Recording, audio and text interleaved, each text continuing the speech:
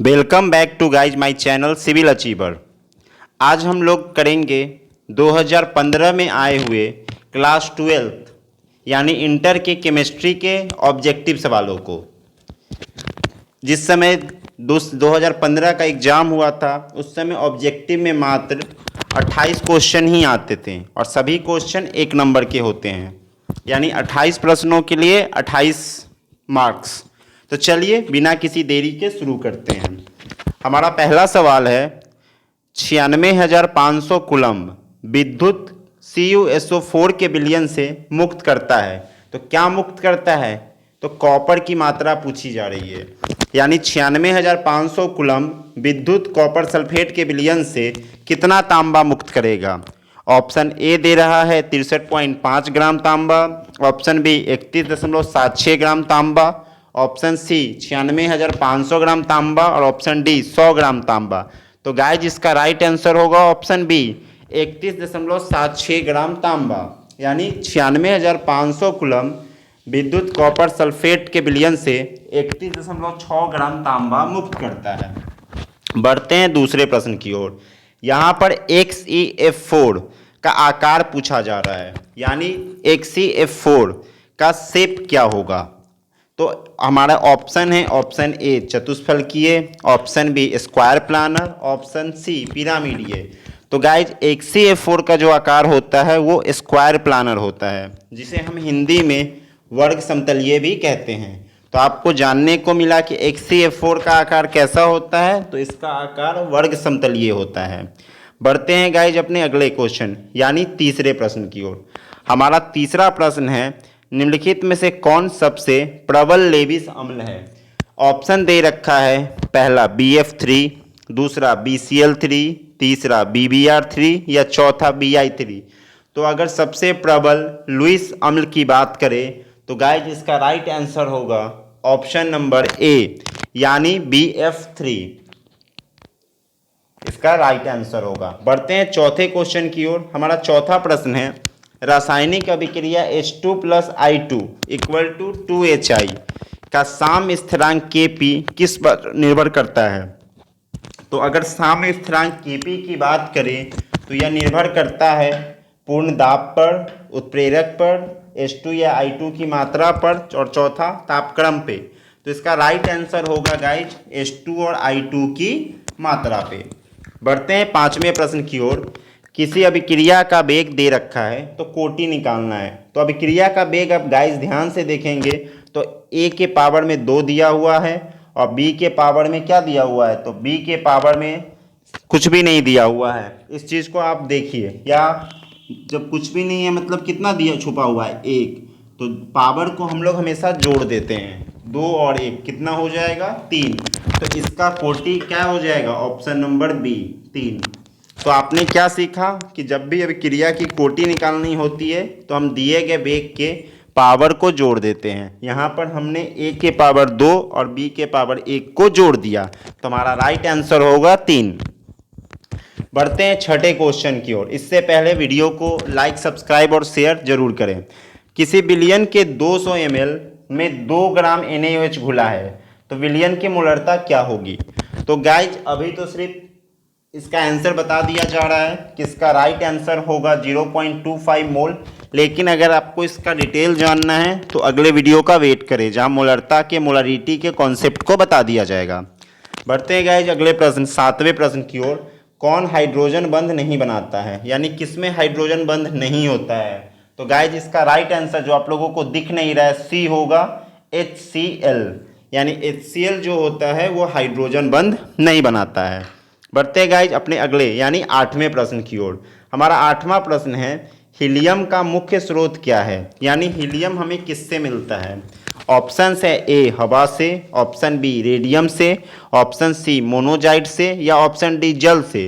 तो आपको पता होगा गाइज कि जो हीलियम हमें प्राप्त होता है वो प्राप्त होता है ऑप्शन नंबर सी, यानी मोनोजाइट से। इस चीज़ को आप याद रखें। बढ़ते हैं नौवें क्वेश्चन की ओर। निम्न में से कौन सा धातु साधारण ताप पर द्रव्य होता है। गाइज यहाँ ध्यान दें, धातु पूछा जा रहा है कि कौन सा धातु साधारण ताप पर द्रव्य होता है। तो इसका राइट आंसर होगा गाइज ऑप्शन नंबर बी पारा, जिसे अंग्रेजी में मरकरी बोलते हैं, यह कमरे के ताप पर द्रव्य होता है। वहीं अगर अधातु में बात करें तो ब्रोमीन, जो कमरे के ताप पर द्रव्य होता है। यानी चूंकि धातु पूछा था तो धातु के अनुसार पारा आंसर होगा, लेकिन अगर अधातु में पूछा जाता तो इसका राइट आंसर होता ब्रोमीन। बढ़ते हैं गाइस 10वें क्वेश्चन की ओर। निम्नलिखित में से कौन सबसे कम भास्मिक है? हमारे ऑप्शन है NCl3, बी NBr3, सी Ni3 या डी NF3। तो जो सबसे कम भास्मिक है वो है ऑप्शन नंबर डी यानी NF3। बढ़ते हैं गाइज अपने अगले 11वें प्रश्न की ओर। ये बहुत सा सिंपल सा क्वेश्चन है जिसके बारे में आपने 9th 10th में भी पढ़ा होगा कि H2SO4 क्या है। तो आपको पता होगा कि H2SO4 जो है वो सल्फ्यूरिक अम्ल का नाम है। तो आपको नाम से ही पता चल रहा है कि यह अम्ल है, तो इसे ज़्यादा डिटेल में बताने की ज़रूरत नहीं है। और ऐसे भी आप याद रखें कि जिसमें भी H+ के आयन होते हैं वो अम्ल ही होता है। बढ़ते हैं गाइज 12वें प्रश्न की ओर। हमारा 12वां प्रश्न है किसे हरा थोता कहते हैं, यानी ग्रीन विट्रोल का फॉर्मूला क्या होता है? तो गाइज ग्रीन विट्रोल का फॉर्मूला होता है FeSO4 × 7H2O। यानी इसको ध्यान रखें, तो इसके अनुसार हमारा ऑप्शन ए हो जाएगा कि हरा थोता का सूत्र क्या होता है, तो FeSO4 × 7H2O। बढ़ते हैं गाइज अगले प्रश्न की ओर, यानी अगला प्रश्न 13 नंबर प्रश्न। हमारा 13वां प्रश्न है किस ग्रुप के तत्वों को संक्रमण तत्व कहा जाता है? ऑप्शन दे रखा है P ब्लॉक, बी में S ब्लॉक, सी में D ब्लॉक और डी में F ब्लॉक। यानी जो ट्रांजिशन एलिमेंट है, संक्रमण तत्व है, वो किस ब्लॉक को कहा जाता है? तो गाइज हमारा राइट आंसर होगा option number C D block. यानी D ब्लॉक को हम लोग क्या बोलते हैं? संक्रमण तत्व यानी ट्रांजिशन एलिमेंट का ग्रुप बोलते हैं। अगर वीडियो आप लोग को इंग्लिश लैंग्वेज में चाहिए तो आप लोग कमेंट करें, तो आपको इंग्लिश लैंग्वेज में भी प्रोवाइड कर दी जाएगी।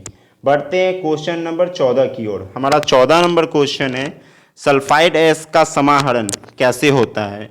समाहरण को हम सांद्रण भी बोलते हैं, यानी सल्फाइड अयस्क का कॉन्सेंट्रेशन कैसे किया जाता है? ऑप्शन ए फेन उत्प्लावन विधि द्वारा, बी विद्युत विच्छेदन द्वारा, सी भर्जन द्वारा और डी कोई नहीं।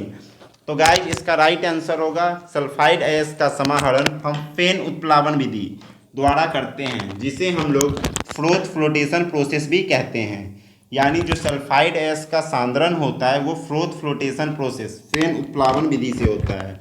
बढ़ते गाइस 15वें प्रश्न की ओर।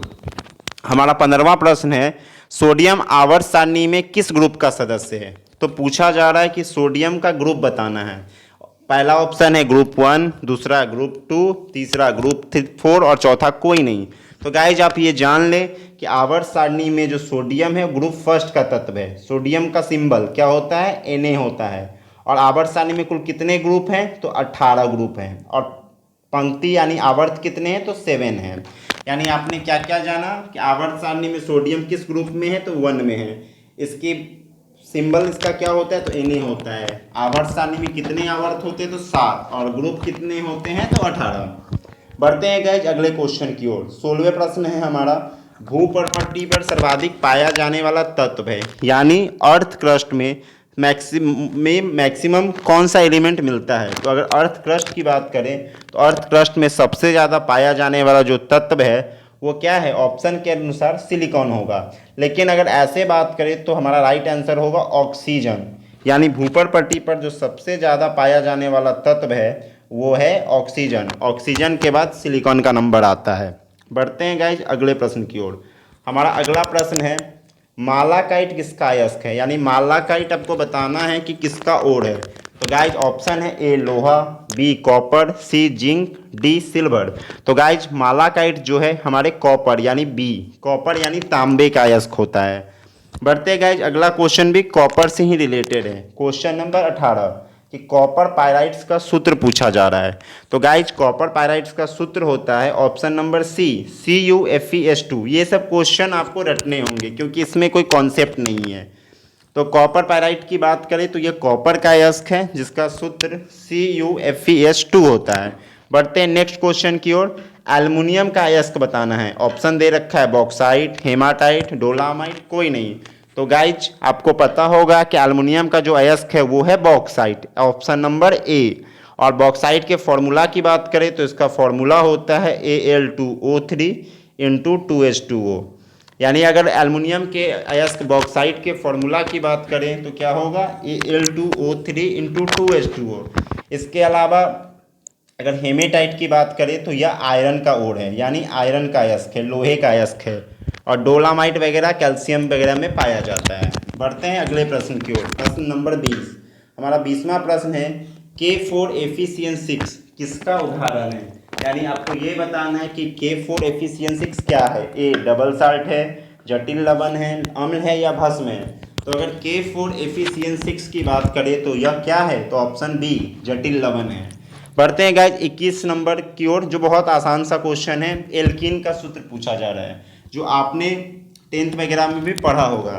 तो अगर एल्केन की बात करें तो +2 वाला होगा, इन एल्कीन की बात करें तो कुछ नहीं लगेगा, और एल्काइन की बात करें तो -2 लग जाएगा। तो क्वेश्चन के अनुसार एल्कीन पूछा जा रहा है तो इसका आंसर होगा CnH2n। आपको याद रखना है कि एल्केन का CnH2n +2 होगा, एल्कीन का CnH2n होगा, और अल्काइन का CnH2n -2 होगा।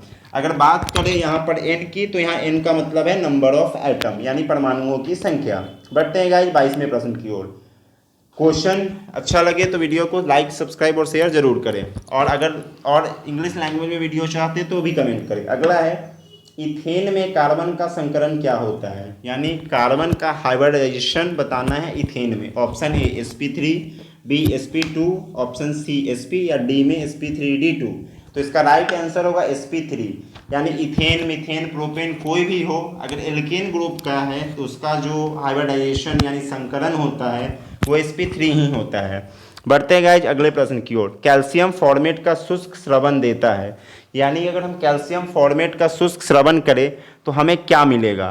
तो गाइज इसका जो राइट आंसर होगा वो होगा फॉर्मल्डिहाइड, और अल्डिहाइड की पहचान क्या है कि उसमें CHO ग्रुप होगा, तो इसका राइट आंसर हो जाएगा HCHO। ठीक है गाइज, बढ़ते हैं अगले क्वेश्चन की ओर। सामान्य ताप और दाब पर किसी गैस के 1 मोल का आयतन है। समान ताप एवं दाब पर किसी गैस के 1 मोल का आयतन है। तो सामान्य ताप और दाब पर किसी गैस के 1 मोल का आयतन कितना होगा।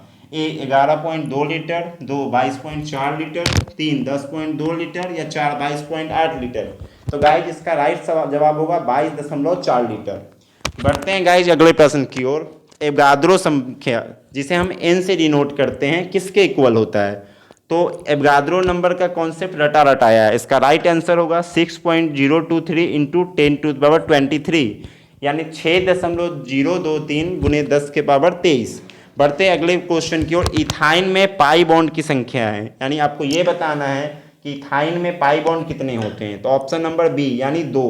अगर इथाइन की बात करें तो इथाइन में पाई बॉन्ड 2 होते हैं। बढ़ते हैं गाइज अगले क्वेश्चन की ओर। अर्वाचीन आवर्त सारणी किसने बनाया। तो अर्वाचीन का मतलब क्या होता है गाइज, पहले आप इस चीज़ को समझें। तो अर्वाचीन का मतलब होता है नया वाला। तो नए वाले आधुनिक सारणी को मोजले ने बनाया था। क्योंकि ऑप्शन में कहीं नहीं है तो इसका राइट आंसर डी होगा। वहीं अगर प्राचीन आवर्त सारणी पूछा जाता तो उसका राइट आंसर मेंडलीफ होता। तो इस बात को समझ गए आप कि जो अर्वाचीन यानी नए वाला आवर्त सारणी है वो किसने बनाया था, तो वो मोजले ने बनाया था। इसलिए डी ऑप्शन होगा, हेनरी मोजले ने। लास्ट क्वेश्चन है कौन क्षारीय भूमिज तत्व है। तो गाइस क्षारीय भूमिज तत्व वर्ग 2 के तत्वों को कहा जाता है, जिसमें बेरिलियम, कैल्शियम, मैग्नीशियम, स्ट्रोंशियम ये सब आते हैं। और वर्ग 1 के तत्व को भूमिज तत्व कहा जाता है। लेकिन बिहार बोर्ड से यहाँ गलती हुई और उन्होंने सही ऑप्शन नहीं दिया है, तो उसके अनुसार इसका राइट आंसर सोडियम हो जाएगा। वीडियो अच्छे लगे तो चैनल को लाइक, सब्सक्राइब और शेयर करें। तब तक के लिए थैंक्स।